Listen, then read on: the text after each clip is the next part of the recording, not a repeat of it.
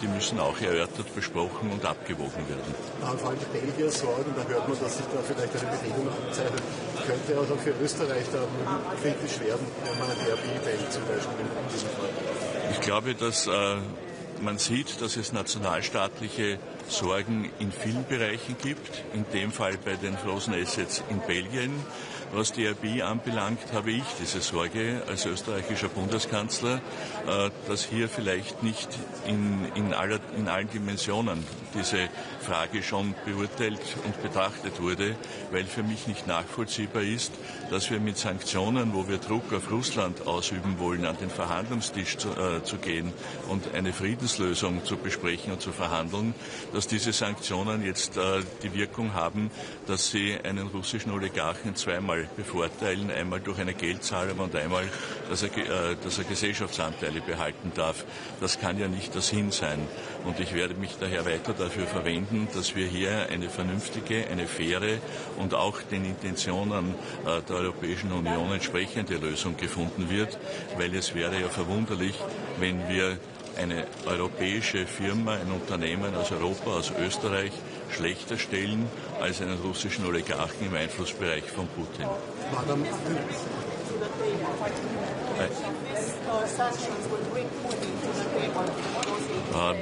It's a step to bring Putin to the table. And when we see that also the President of the United States put more pressure to Putin on sanction against Russian companies, so Lukoil and Rosneft. So I think it will be also a step to bring Putin to the table for negotiations. Herr Bundeskanzler, bei allem Respekt, es gibt ja auch die Diskussion um die Klimaziele. Besteht da nicht ein bisschen die Sorge, dass am Rücken der Klimaziele jetzt auch was 2040 betrifft, die Wettbewerbsfähigkeit diskutiert wird, dass diese beiden Themen vermischt werden? Was erwarten Sie sich denn da? Ich glaube, dass der falsche Weg wäre, diese Themen gegeneinander auszuspielen. Die Wettbewerbsfähigkeit ist die Voraussetzung, dass wir die Klimaziele erreichen. Und wir dürfen nicht das eine oder das andere im Auge haben, sondern wir müssen beides sehen.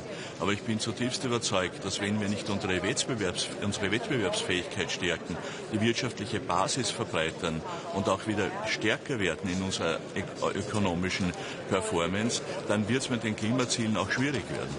Bundeskanzler, eine Frage des deutschen Fernsehens. Darf ich Sie fragen, und zwar, Sie sind jetzt gerade darauf eingegangen, auf den Frozen Assets schon mal. Jetzt ist aus den USA, es ist gesagt worden, dass Lukoil und Rosneft also sehr starke Sanktionen gesetzt werden gegen russische Ölgiganten. Was ist Ihre Reaktion darauf? Es zeigt, dass auch von amerikanischer Seite, von Seiten der Vereinigten Staaten dieser Druck erhöht wird, weil wir gesehen haben, dass das, was bisher geschehen ist, nicht ausreicht, einen Sinneswandel bei Putin herbeizuführen, damit ernsthafte Friedensverhandlungen für einen gerechten und dauerhaften Frieden auch stattfinden. Aber kurz noch für 2040, wie sehr wird denn da herumgeschnürt werden? Es geht ja auch um Zahlen. Wenn wir jetzt die Klimaziele auch vereinfachen, was erwarten Sie sich denn konkret? Was musste da heute alles diskutiert werden? Heute geht es, glaube ich, um keine Zahl. Wenn ich es richtig verstanden habe, geht es darum, unter welchen Bedingungen wollen wir die Klimaziele erreichen. Und ich glaube schon, dass wir über die Gratiszertifikate reden müssen, weil auch für Österreich und die österreichische energieintensive Wirtschaft ist das eine wesentliche Frage. Ich sage Ihnen ein Beispiel. Die Föst wird 1 Milliarde investieren in die Transformation. Wenn die Gratiszertifikate auslaufen, belastet das die Föst mit einer weiteren Milliarde. Und da sehen Sie, dass das zusammenhängt.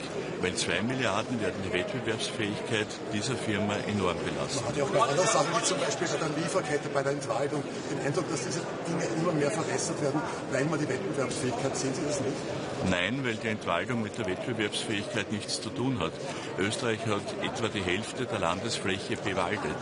Und ich kann beim besten Willen hier kein Entwaldungsrisiko erkennen. Das hat mit Wettbewerbsfähigkeit nichts zu tun, das ist einfach Hausverstand. Vielen Dank.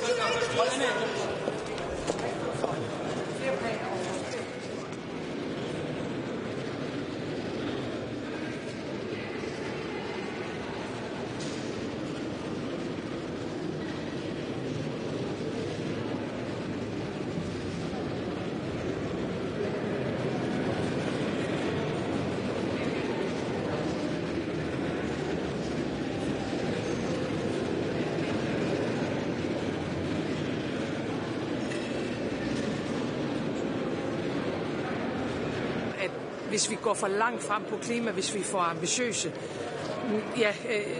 så vil vi ikke kunne håndtere det i en økonomisk sammenhæng. Og det vi prøver på fra dansk side, det er at sige, vi synes jo i al beskedenhed, vi faktisk er eksempler på det modsatte. Altså vi har nærmest fuld beskæftigelse, vi har meget, meget lav ledighed, vi har en sund dansk økonomi, og meget af det hænger jo faktisk sammen med det, vi gør på klimaområdet. Rigtig mange danskere går på arbejde på grund af den grønne omstilling, ikke på trods af den grønne omstilling.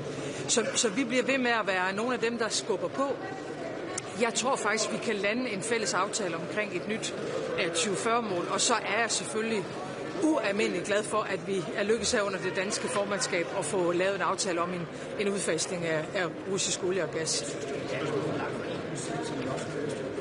Nej, det synes jeg ikke, at vi er, og Danmark ligger jo også, kan man sige, mere i front end sikkert det, vi kan blive enige om europæisk.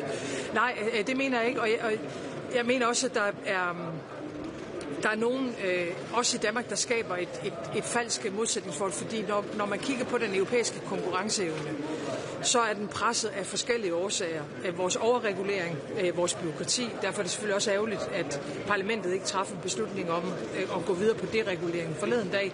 Men vi er det også, fordi energipriserne er for høje. Det mærker man i husholdningerne, men det mærker man også i det samlede europæiske erhvervsliv. Så for mig at se, er noget af det vigtige i den grønne omstilling nu og i klimakampen, det er jo at få nedbragt udgifterne på energi, og det kan vi gøre, hvis vi omstiller til renere energikilder. Så jeg ser det ikke som en modsætning.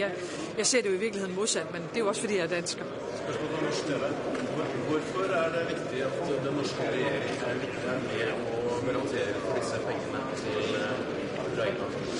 Jamen altså, Norge spiller jo en meget, meget aktiv rolle omkring Ukraine, og selvom Norge ikke er EU medlemsland, så arbejder vi meget, meget tæt sammen, både på sanktionssporene, men også i forhold til de militære donationer. Hvad den norske regering gør, blander jeg mig ikke i, men det er klart, at hvis vi skal lykkes med at få lavet den her mekanisme med et reparation loan, så er det vigtigt, at så mange lande som overhovedet muligt bidrager.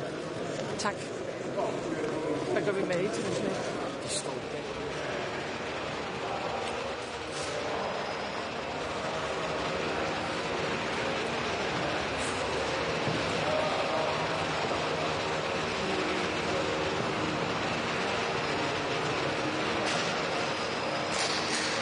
Ganska varsam. Jag ska spara min röst till på lördag hade jag tänkt mig, så att shoot.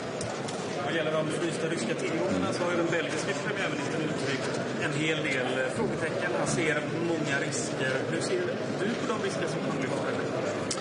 Han lyfte ju dem även förra gången när jag uppfattade det fanns ett stort stöd för detta.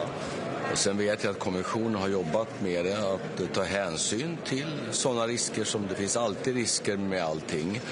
Det finns väldigt stora risker med att inte göra någonting också naturligtvis. Så att jag känner mig relativt trygg att kommissionen har jobbat på detta. Så får vi se under dagen här nu om vi får enighet i detta.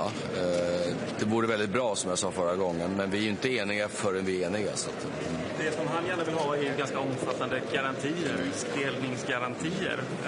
Hur ställer sig Sverige till det och hur ser du för potentiella risker då för svenska skattebetalare på sikt? Ja, men det är klart att inte Belgien ensam kan bära ett antal juridiska risker i detta. Det tror jag alla förstår, och det har också kommissionen tagit hänsyn till. Sen är det väl alldeles uppenbart att Europa kan inte heller ta risken att det finns frysta ryska tillgångar som utan vidare bara går tillbaka ograverat till Ryssland trots det här kriget. Det tycker jag tror jag också alla förstår. Jag har en fråga om JAS-affären. Ja.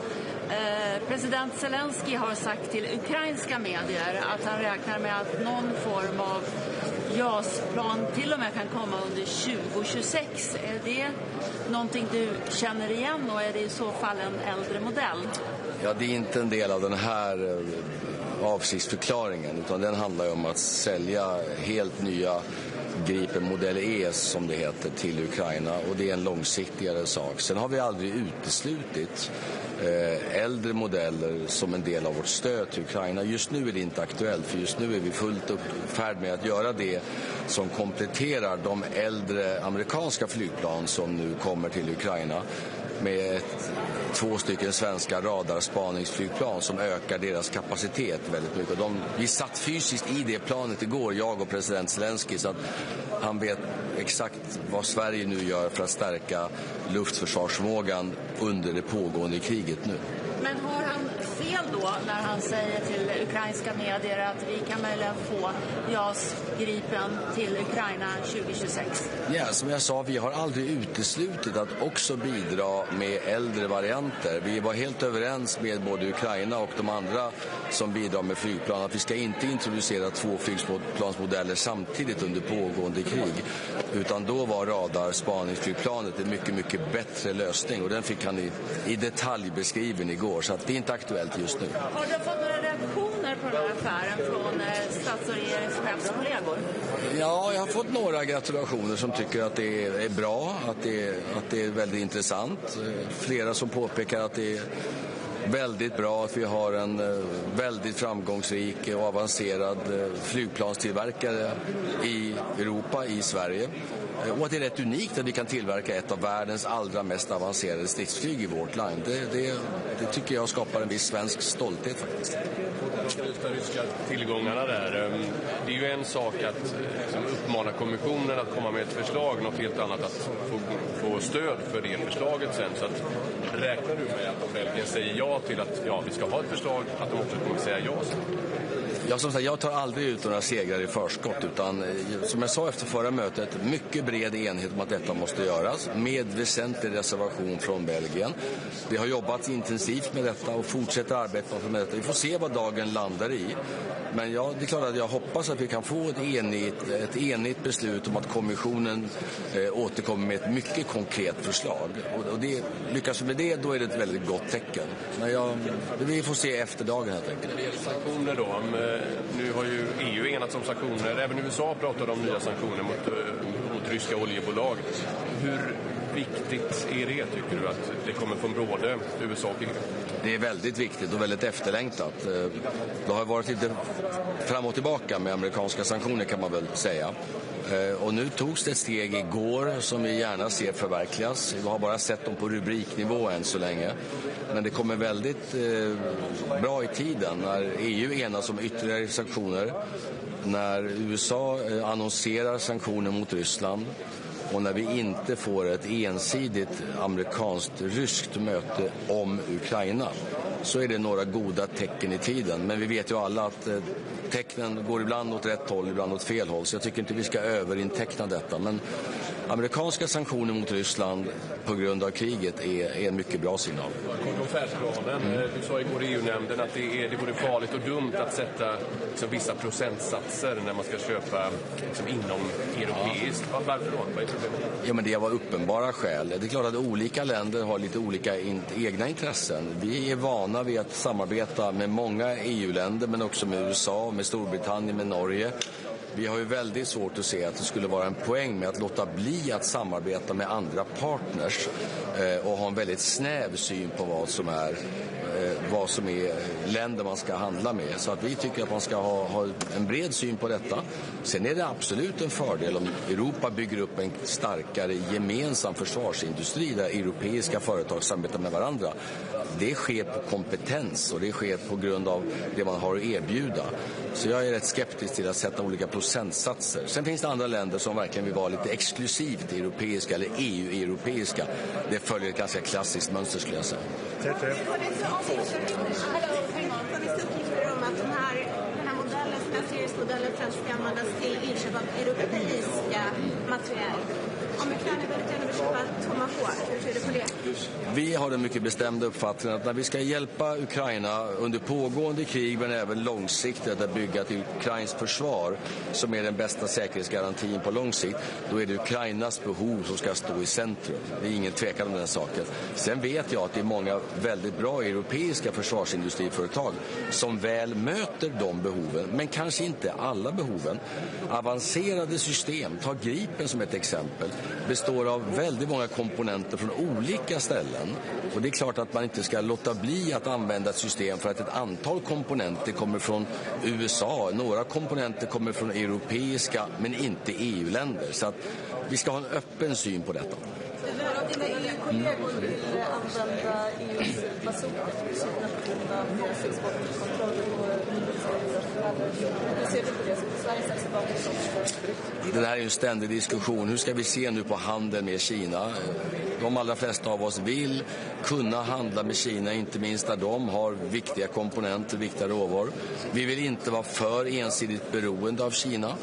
Vi vill att de ska tillämpa samma regler på europeisk marknad som vi tillämpar på deras marknad. Reciprocitet som man brukar säga. Det är en rätt komplex fråga detta. I grund och botten är vi för frihandel i Sverige, men vi är mot naivitet naturligtvis. Vi kommer nog ha en sån diskussion idag. Ja, vi får väl se vad det tar vägen idag. Jag tror inte det kommer landa i några skarpa sådana slutsatser idag. Sista frågan, sen ska jag spara min röst. Du välkomnade de amerikanska sanktionerna. Är pressen mot det tillräcklig? Den är aldrig tillräcklig så länge det här kriget pågår. Vi vet att de ekonomiska sanktionerna biter. De biter mycket mer än vad Ryssland vill erkänna. Och det finns ingenting som talar för att Ryssland kommer komma till ett förhandlingsbord på ett rimligt sätt om inte de ser den tydliga möjligheten att de förlorar det här kriget. Räknar du med ryska reaktioner på den här JAS-affären? Alltså vi vet att Ryssland ogillar all stöd som olika länder ger till Ukraina. Vi är många länder som de inte uppskattar av den anledningen. Det här påverkar inte nämnvärt den saken. Men det understryker vårt långsiktiga engagemang för Ukraina. På samma sätt som frysta tillgångar understryker det europeiska gemensamma intresset av långsiktig ekonomisk uppbyggnad av Ukraina. Men Ryssland tycker illa om allt detta. Det förvånar inte oss förstås. Men... Ingen ökad gråzonsaktivitet? Nej, det skulle jag inte säga att det gör. Utan de vet redan exakt var vi står någonstans i kriget mellan Ryssland och Ukraina. Din belgiska kollega, det lät som att han precis sa att det finns ingen legal base än som han har sett för att använda. Vi får se hur diskussionen artar sig. Vi hade den diskussionen förra gången också och jag vet att kommissionen har jobbat mycket sedan dess. Så att jag utropar ingen seger i frågan förrän vi är färdiga. Men jag känner ett mycket brett stöd för att använda de ryska frysna tillgångarna. Tack så länge. Tack så länge.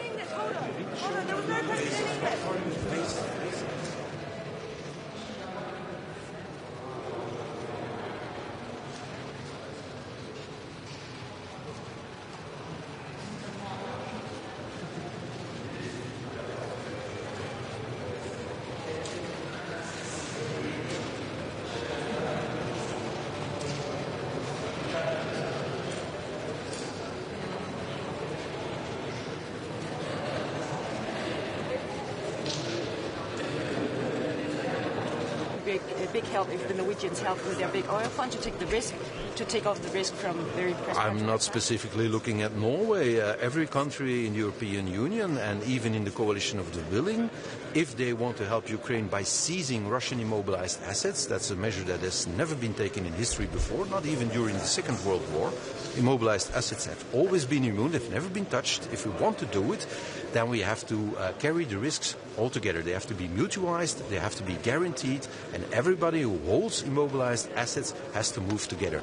These are reasonable conditions. As Norwegian economists point at, Norway have a special situation because they have the oil fund, so they would not risk their credit liability if they just made a backstop. And do you agree? It would be a great help.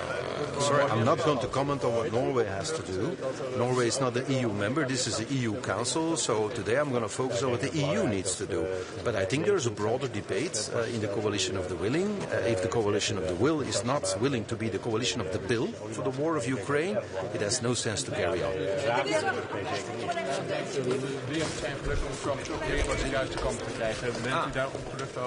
Ja, het is gewoon belangrijk dat het gebeurt. We hebben vaak aangedrongen bij Amerika om ook druk te zetten op Rusland.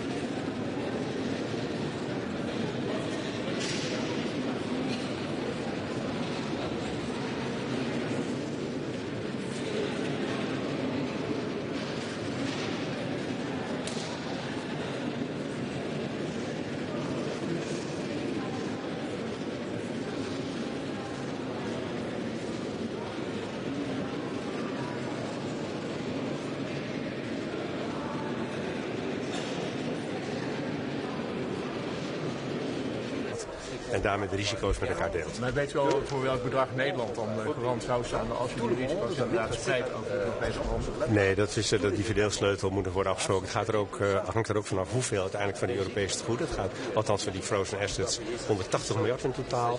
En die worden ook niet, stel dat we er vandaag of in december uit zijn, in één keer vrijgegeven. Dus dat gaat dan gelijk.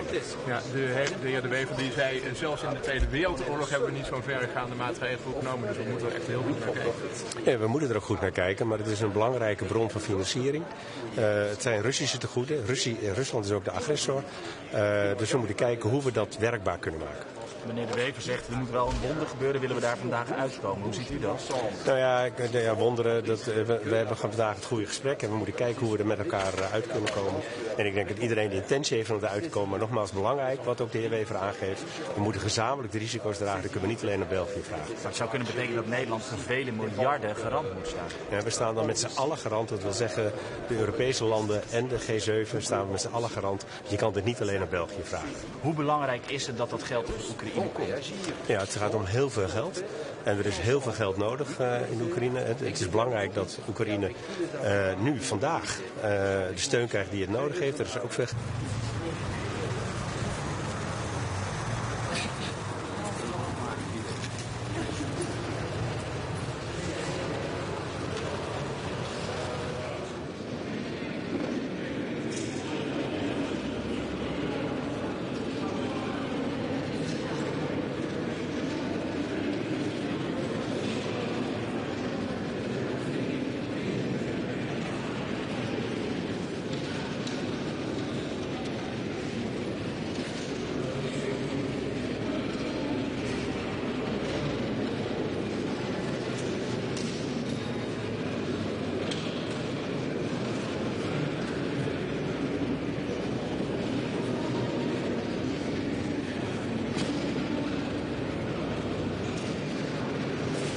Dat ineens die 90% naar beneden gaat. Of toch die benzineauto's mogen blijven rijden. Hoe denkt u daarover? Ja, er liggen op dit moment conceptconclusies. En ik heb goede hoop dat die conceptconclusies dat die het gaan halen. Dat betekent dat zowel het doel er blijft. Maar tegelijkertijd we ook serieus kijken naar de uitvoerbaarheid. En naar deregulering. Zodat we het voor burgers en bedrijven ook haalbaar maken. Wat kan de EU dan doen om het makkelijker te maken? Nou, fors dereguleren. En aanvullende maatregelen voor sectoren van de industrie die het moeilijk hebben. Meer energie in het buitenland? Of meer klimaatwinst in het buitenland? Ja, dat zit allemaal in die voorstellen inbegrepen. Maar uiteindelijk gaat het erom dat we in Europa ook die klimaatdoelen halen. Maar dat het ook haalbaar blijft en werkbaar blijft voor burgers en bedrijven. Nu gaat u ook nog hier met uw collega's praten over Nexperia. Want het is natuurlijk in Nederland begonnen. Maar heel veel landen maken zich daar grote zorgen over. Je weet, Nexperia gaat over wanbestuur van de CEO. Daar gaat het over. Het is geen maatregel gericht tegen China. We zien dat dat op dit moment effect heeft. En minister Karmans heeft daar met de diverse Europese collega's, de Duitse collega in het bijzonder deze week, goed over gesproken. Ook met zijn Chinese collega goed over gesproken deze week. Dus dat is on top of our mind, zal ik maar zeggen. U zegt het heeft effect, maar het heeft ook grote gevolgen. Bijvoorbeeld voor de Duitse auto-industrie. Later misschien wel voor defensie. Wat gaat u daarmee doen? Nou, het geeft goed aan de kwetsbaarheid van Europa en van het Europese bedrijfsleven. Maar tegelijkertijd, we zijn ons zeer bewust van die positie. Maar het ging om wanbestuur. Daar moest worden ingegrepen. Tot slot, spreekt u er vandaag ook over met uw Duitse collega? Nou, dat sluit ik niet uit, maar de minister Karmans heeft uitvoerig met zijn Duitse collega gesproken. Ook met andere Europese collega's van economische zaken. En ongetwijfeld zal het vandaag ook even kort naar de agenda staan. Verwacht u er snel een hele domme actie was van Nederland? Nee, het is een hele verstandige actie, want wanbestuur van een CEO, daar moet je tegen optreden. En we lezen veel dat dit zou gaan over een actie tegen China. Daar is het absoluut niet onbedoeld. Het ging om wanbestuur van de CEO. Verwacht u dat er snel een oplossing komt? Want daar vraagt de auto-industrie ook. Nou, er wordt hard aan gewerkt aan een oplossing. Laat dat duidelijk zijn, want het is belangrijk dat de situatie wordt hersteld. Dat wil zeggen dat er een goed bestuur komt. De ondernemerskamerprocedure loopt natuurlijk. En dat daarmee de chipsproductie ook weer op verantwoorde wijze kan plaatsvinden. Even naar die deregulering. Want gisteren was er weer slecht nieuws uit de chemische sector. Ditmaal in Limburg, fabrieken die worden gesloten. Gaat u daar vandaag ook over spreken in dat debat over concurrentiekracht? Absoluut. U weet dat wij hebben meegetekend met de brief van de Bundeskanzler Merz. Die gaat juist over de vereenvoudiging. En wij waren een van de landen die daar meteen enthousiast in is meegegaan. En ook, want dat is een ontzettend belangrijk onderwerp. Ik weet dat is ook in Nederland een belangrijk onderwerp. Ook daar is minister Karremans ook zelf heel druk mee bezig.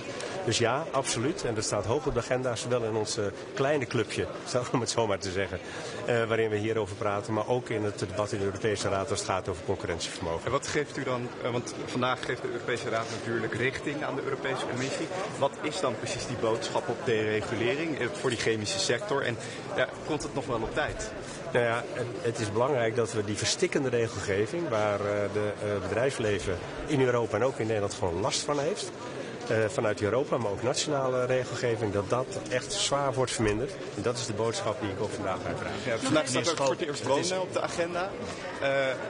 Daar zeggen een heleboel landen van, daar moet de Europese Unie zich niet mee bemoeien, nationale competentie. Maar u zegt juist van ja, we hebben wel de hulp van de Europese Commissie nodig, maar dan vooral met minder regels. Ja. Heeft dat iets te maken met de juridische stikstofcrisis in Nederland? En wat gaat u daarover zeggen? Nou ja, kijk, ik denk ik ben het eens, housing.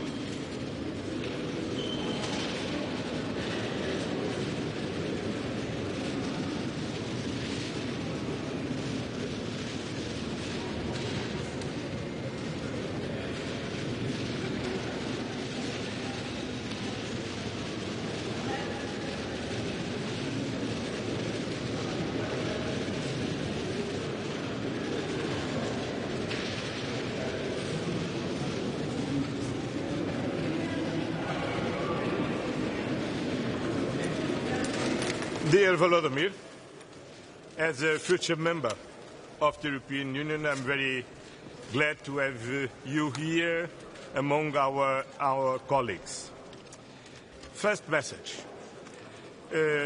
In spite of the great expectations created by President Trump's initiatives, that's clear today that unfortunately these initiatives doesn't match the goodwill of President Putin, and Russia is increasing the strikes, against civilians, against civilian facilities, and then means that we need to continue to support your fight for a just and lasting peace. Today in the morning we approved already the 19th package of sanctions, targeting shadow fleet, banking and energy sector of Russia. And today, in this European Council, we will take the political decision to ensure the financial needs of Ukraine for 2026 and 2027, including for acquisition of military equipment. And this is a very strong message to Russia. We said repeatedly that we will support Ukraine as long as necessary and whatever it takes. And now we are concretizing this. And today we will take the political decision to ensure your financial needs for 2026 and 2027. Then, dear Volodymyr, welcome to your house. And I think we will have a very good European Council. Thank you very much, Antonio. Dear Antonio, dear journalists, thank you first of all for invitation, and this decision of 19th package of sanctions is crucial for us. Thank you so much. And today it goes together with the yesterday's decisions of President Trump on energy, also sanctions package. We waited for this. God bless, it will work. And this is very important. So I agree with you totally that Russia doesn't show that they want to stop this war. They attack us. You see, again, kindergartens, schools, just civilians, and they increase this pressure. It means that we have not only to defend with all Europe, with the United States together, we have to pressure on Putin to stop this war. Pressure, it means sanctions packages, long-range air defense, and of course financial support, about what we will speak together today. This is the main thing, that together. Thank you for this unity, thank you for this support. Do you think the sanctions just announced by the EU but also the US will make a difference as well? What will be what? The sanctions both from Europe and from the US will make a difference. I think that we will see. So I think that, of course, it's more tough sanctions on Russia. 19th package is very important, and of European leaders, of EU, but American sanctions are also very important. And this is a good signal to other countries in the world to join the sanctions. You know that not only energy, we need shadow fleet, etc., and continue until Putin will stop this war. So these are decisions very important. Do you think a ceasefire is still possible? Do you think a ceasefire is still possible, President Zelensky? Do you think a ceasefire is still possible? Ceasefire is possible, of course, and I think all of us need ceasefire. But we need more pressure on Russia for ceasefire. President, President Donald Trump. How was it, the meeting? A long meeting, important meeting. We discussed a lot of things which can be openly. We can share opinions, but there are some things on which we work. It's about long range. I can't share a lot of details, but I hope that decision will be made. The Tomahawk missiles, can you tell us anything about that? Tomahawks, so I think that you heard it from President Trump. It's a very sensitive decision, but it's like sanctions before. It was unbelievable, but now we see the decisions on these energy sanctions, which are very important. And that's why I think with long range we will have the same decision in some future, but it depends on American side, exactly on their side. Is there territorial concessions? No territorial concessions. Another question. Mr. President, how about the peace summit? If the sanction doesn't help, how about the peace summit? We said that we were ready to support ceasefire. We are ready to support any kind of negotiations, I mean format. But meanings of negotiations are very important. We need fair discussion. We need lasting peace. This is very important for our nation. Thank you so much. The last question. One question I would like to ask you on sanctions. You said you're really happy about the sanctions, 19th sanction package, but of course. But also on the US sanctions. But does this mean, for example, also that you wish that the EU will go out of gas and phasing out gas even quicker? Is this also necessary? Also necessary what? That the EU phases out Russian gas. Yes, of course, it's very important. I mean, I think the 19th package includes the LNG. This is the answer. Thank you so much. Sorry. What's your message to President? Sorry? You said whatever it takes to support Ukraine, which I understand is a political decision. But in terms of actual reparations, it seems that Belgium still has issues that it guarantees that it has a right to. So really is the EU doing whatever it takes? And can you tell President Zelensky by your side today reparations alone will be political, they will be political, or can you reassure them of that? As I said, today we will take the political decision to ensure the financial needs from Ukraine to 2026 and 2027. The technicality of the solutions, we continue to work with the European Commission. But the most important is the political decision and the clear message that we are sending to Russia. They don't care, they cannot believe that we are tired. We are not tired. And we are here to continue to support Ukraine diplomatically, politically, militarily, and financially. And this is the most important message for Russia, because Russia needs to understand that they need effectively to stop to kill civilians in Ukraine. They need to stop to destroy civilian facilities in Ukraine. They need to stop the war in Ukraine. They need to accept all the diplomatic efforts, namely the efforts by President Trump to bring them to the peace negotiations. And it's clear now for everybody that President Zelensky accepts the ceasefire. President Zelensky accepts the peace negotiations. What we need is that Russia accepts also. And last week, once again, the expectations created by President Trump was very welcome from everybody. Everybody wants this. Unfortunately, there are only one person, there are only one part on this that doesn't accept, is Russia.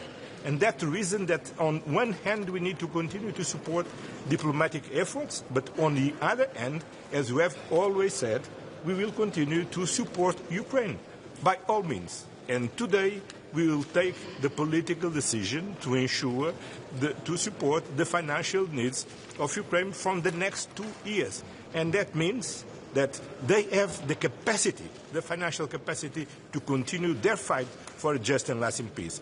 And Russia should understand this. Thank you very much. Thank you.